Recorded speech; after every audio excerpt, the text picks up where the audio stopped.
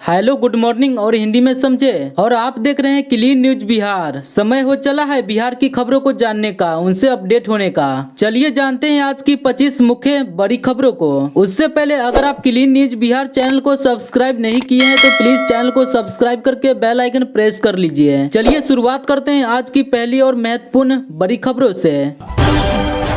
बिहार विधानसभा की 4 सीटों पर उपचुनाव का ऐलान, आयोग ने कर दी मतदान की तारीख की घोषणा। आज निर्वाचन आयोग की टीम तारीख की घोषणा भी कर सकती है। राष्ट्रीय जनतांत्रिक गठबंधन यानी एनडीए और महागठबंधन के नेता उपचुनाव की तैयारी में जुट गए हैं। सीट शेयरिंग को लेकर बातचीत अंतिम दौर में है। लोकसभा चुनाव के बाद खाली हुई विधानसभा सीटों पर उपचुनाव की तैयारी शुरू हो गई है। आज निर्वाचन आयोग की मतदान और मतगणना की तारीख की घोषणा कर दी। मुख्य चुनाव आयुक्त के अनुसार बिहार की 4 सीटों पर उपचुनाव के 18 अक्टूबर अधिसूचना जारी होगा। वही 25 अक्टूबर तक नॉमिनेशन दाखिल किया जा सकता है। 28 अक्टूबर तक नामांकन की जांच होगी। 30 अक्टूबर तक प्रत्याशी अपना नाम वापस ले सकते हैं। 13 नवंबर को मतदान और 23 नवंबर को मतगणना होगी। बिहार के पूर्व मंत्री बोले गिरिराज सिंह पाखरी नफरती, हिंदू स्वाभिमान यात्रा पर रोष। भागलपुर से शुरू हो रही हिंदू स्वाभिमान यात्रा की तैयारी तेज है और इधर राष्ट्रीय जनता दल इस पर गरमा गया है। राजद कोटे से बिहार के मंत्री रह चुके प्रोपराइटर चंद्रशेखर ने केंद्रीय मंत्री गिरिराज सिंह को पाखरी नफरती, उन्मादी जैसे विशेषणों से नवाजा है। राष्ट्रीय जनता दल के चर्चित नेता और पूर्व शिक्षा मंत्री चंद्रशेखर एक बार फिर से सुर्खियों में है। उन्होंने केंद्रीय मंत्री गिरिराज सिंह पर हमला बोला है। की हिंदू स्वाभिमान यात्रा पर आपत्ति जताते हुए कहा कि यह लोग देश के दुश्मन है जो समाज को बांटना और तोड़ने का काम करना चाहते हैं। नालंदा में राजद के कार्यक्रम में पत्रकारों से बातचीत करते हुए कहा कि यह नफरती लोग हैं, समाज को तोड़ना और बांटना चाहते हैं। संप्रदायवाद और नफरतवाद लोगों के संस्कार में है। यह लोग देश के दुश्मन भी है। बिहार बोर्ड ने कक्षा 10-12 पंजीकरण की समय सीमा बढ़ाई। विलंब शुल्क के साथ 19 अक्टूबर तक कर सकेंगे आवेदन। बीएससीबी बिहार विद्यालय परीक्षा समिति बीएससीबी ने हाई स्कूल और इंटरमीडिएट बिहार बोर्ड परीक्षा 2025 के लिए पंजीकरण चल रहे हैं। समिति ने एक बार फिर बोर्ड परीक्षा के लिए पंजीकरण की समय सीमा विलंब शुल्क के साथ बढ़ा दी है। जिन छात्रों ने कक्षा 10-12 परीक्षा 2025 के लिए अब तक पंजीकरण नहीं किया, वे आधिकारिक वेबसाइट secondary.biharboardonline.com के माध्यम से पंजीकरण कर सकते हैं। बीएससीबी बिहार बोर्ड कक्षा 10 कक्षा 12 परीक्षा 2025 के लिए पंजीकरण करने के लिए सामान्य वर्ग के छात्रों के 1010 रुपए का आवेदन शुल्क देना होगा, जबकि आरक्षित श्रेणी के छात्रों को 895 रुपए का भुगतान करना होगा। ग्रुप लोन से तंग होकर महिला ने दे दी जान, कर्ज लौटाने के लिए इस तरह प्रताड़ित करता था स्टाफ। बेटी दुलारी ने बताया कि पापा के निधन के बाद घर की स्थिति काफी खराब थी। इसे लेकर मां ने साल भर पहले 40,000 रुपए का ग्रुप लोन उठाया था। इसकी कुछ किस्त वो जमा कर चुकी थी। वही पिछले 1 महीने से ग्रुप लोन नहीं चुका पा रही थी। पूर्णिया में ग्रुप लोन से परेशान महिला ने पंखे से लटक कर खुदकुशी कर ली। महिला ने 40,000 रुपए का ग्रुप लोन लेकर रखा था, जिसे लेकर लोन कर्मी घर पर ताला मारने की धमकी दे रहे थे। इसी को लेकर वो पिछले कुछ दिनों से काफी परेशान चल रही थी। कर्ज के दबाव में उसने ये खौफनाक कदम उठाया और खुदकुशी कर ली। ग्रामीणों की सूचना पर पुलिस मौके पर पहुंच चुकी है। फोरेंसिक की टीम को भी तहकीकात के लिए बुलाया गया है। इस दुखद घटना के बाद मृतक के परिजनों में चीख पुकार मची है। मृतक के परिजनों ने शव के पोस्टमार्टम से इनकार कर दिया है। वही ये पूरी घटना बायसी टोला की है। मृतक की पहचान नाहेदा खातून 38 वर्षीय के रूप में हुई है। देश की बिजली राजधानी बन रहा नबीनगर बीआरबीसीएल लगाएगा 22 मेगावाट उत्पादन क्षमता और सौर बिजली उत्पादन प्लांट।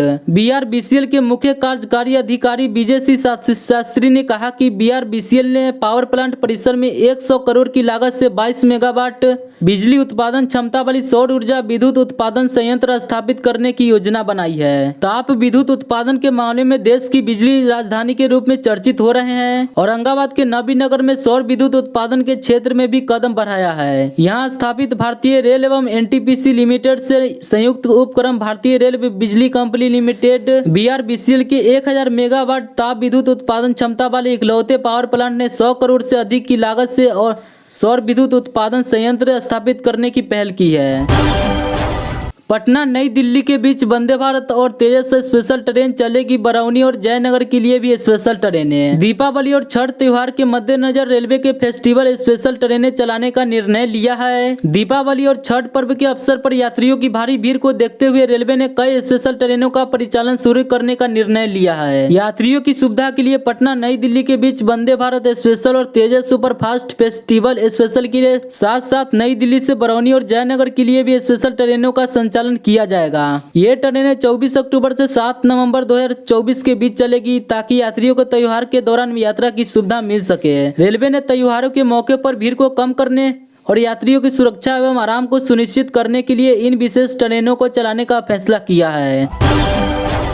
बिहार पुलिस के 3 थानेदार निलंबित। हेराफेरी से चोरी तक का आरोप लगने पर एसपी ने की कार्रवाई। बिहार में पुलिस क्या क्या करती है इसकी एक वानगी सामने आने पर 3 थानाध्यक्षों निलंबित किया गया है। थानाध्यक्षों पर हेराफेरी, तस्करों से सांठगांठ से लेकर चोरी करने तक का आरोप है, जिसके बाद एसपी के स्तर से कार्रवाई हुई है। गोपालगंज में शराब माफियाओं से सांठगांठ रखने और गांजा की बरामदगी से बेच दिए जाने के मामले में गोपालगंज में एसपी ने बड़ी कार्रवाई की है। एसपी ने 3 थानों के थानाध्यक्ष को निलंबित कर दिया है। इनमें जादवपुर, बिशंभरपुर और कुचायकोट के थानाध्यक्ष शामिल है। तीनों थानेदारों पर अलग अलग किस्म के आरोप लगे हैं।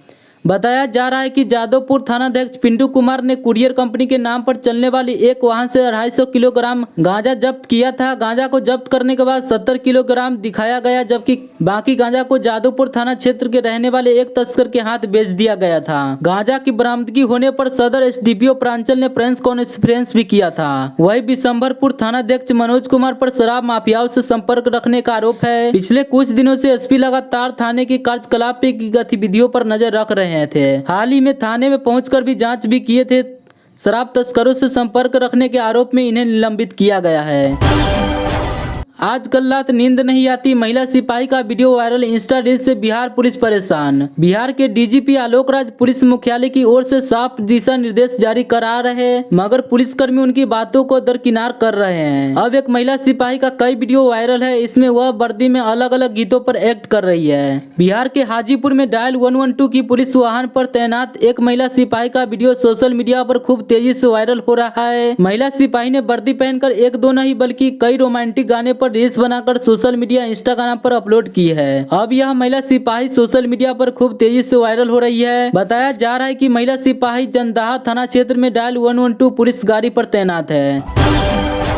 वाहन जांच के दौरान बिहार पुलिस के सिपाही ने डंडे से फोड़ी वकील की एक आंख। एनएचआरसी ने लगाया जुर्माना। रात में वाहन जांच कर रहे सिपाही ने पटना से मुजफ्फरपुर आ रहे एक अधिवक्ता की आंख में डंडे से ऐसी चोट लगाई कि रोशनी चली गई। एक आंख फोड़ जाने से इस केस में राष्ट्रीय मानवाधिकार आयोग ने जुर्माना लगाया है। मुजफ्फरपुर सिविल कोर्ट के अधिवक्ता पंकज कुमार का पुलिस द्वारा आंख फोड़े जाने के मामले में राष्ट्रीय मानवाधिकार आयोग एनएचआरसी का बिहार सरकार पर कड़ा एक्शन हुआ है। पीड़ित अधिवक्ता की ओर से मानवाधिकार अधिवक्ता एसके झा मामले की पैरवी कर रहे हैं। इसके बाद एनएचआरसी ने अब राज्य सरकार को इस दिशा में आदेश दिया है। एनएचआरसी ने बिहार राज्य सरकार के मुख्य सचिव को अब पीड़ित अधिवक्ता को 25,000 रुपए का मुआवजा देने का आदेश दिया है। आयोग ने मामले में मुख्य सचिव के विरुद्ध कारण बताओ नोटिस भी जारी किया था और मामले में 2 सप्ताह के भीतर जवाब मांगा था, लेकिन मुख्य सचिव द्वारा कोई जवाब नहीं दिया गया। बिजली का तार ही नहीं, ट्रांसफर भी खोलकर ले जा रहे चोर। 300 घरों में बत्ती गुल हुई तो खुला सच। तार चोरी कर लिए जाने की घटना बिहार में विधानसभा के पास भी होती रही है, लेकिन पुलिस गश्ती के दावों के बीच अब चोर पूरा का पूरा ट्रांसफर भी खोलकर ले जा रहे हैं। मुजफ्फरपुर में मामला तब खुला जब एक साथ 300 घरों की बत्ती गुल हो गई। मुजफ्फरपुर जिले में चोरों के हौसले बुलंद होते जा रहे हैं। आम नागरिकों के घरों में चोरी की वारदातों से पुलिस पहले ही जूझ रही है, लेकिन अब चोरों ने बिजली की ट्रांसफर पर अपना निशाना साध दिया है। ताजा मामला मीनापुर थाना क्षेत्र के मझौलिया पंचायत के शहबाजपुर कोठी इलाके के सामने आया है, जहां अज्ञात चोरों ने आधी रात को बिजली काटकर ट्रांसफर चोरी कर लिया। इस चोरी के कारण पूरे गांव के करीब 300 घरों में अंधेरा छा गया है। समस्तीपुर रेलवे मंडल ने मक्का लदान में रचा नया इतिहास। 208 रैंक मक्के से 109 करोड़ की आय। समस्तीपुर रेलवे मंडल ने इस वर्ष मक्का लदान के मामले में एक नया कीर्तिमान स्थापित किया है। उत्तर बिहार के 15 जिलों में फैले इस रेलवे मंडल के विभिन्न 9 स्टेशनों से अब कुल 208 रैंक मक्के की बुकिंग देश के अलग अलग शहरों के लिए की गई है। इस महत्वपूर्ण लदान के समस्तीपुर रेलवे मंडल को कुल 109 करोड़ रुपए की आय प्राप्त हुई है, जो पिछले 5 वर्षों से सबसे अधिक है। अपने ही घर में एक साथ दो भाइयों की आ गई मौत, साथ में रहा तीसरे ने भी जान गंवाई। दरभंगा में हादसा। पुलिस का कहना है कि सेप्टिक टैंक में दम घुटने से 3 लोगों की मौत की सूचना मिली है। कुछ लोगों से पूछताछ चल रही है। मामले में आगे की कार्रवाई चल रही है। दरभंगा जिले के विश्वविद्यालय थाना क्षेत्र के वार्ड नंबर 3 में शौचालय टैंक की सफाई कर रहे 2 भाइयों सहित 3 लोगों की मौत हो गई। बताया जाता है कि संजय राम अपने शौचालय के टैंक में पाइप लगाने का प्रयास कर रहा था। इस दौरान टैंक का ढक्कन टूट जाने संजय राम पहले डूब गया। उसको बचाने गए भाई सुधीर राम व भतीजा नवल राम भी डूबने लगा। जब तक दोनों संभल पाते तब तक दोनों की डूबकर मौत हो गई। घटना के बाद इलाके में हड़कंप मच गया। आसपास के लोगों की भीड़ लग गई। इधर सूचना मिलते ही पुलिस मौके पर पहुंची और जांच में जुट गई। मरने वालों की पहचान संजय कुमार राम 38 वर्षीय, नवल 30 वर्षीय और तीसरा सुधीर राम की मौत हुई है। सुशील रिक्शा चालक का काम किया करता था। इधर सूचना मिलते ही विश्वविद्यालय थाना की पुलिस मौके पर पहुंची और जांच में जुट गई।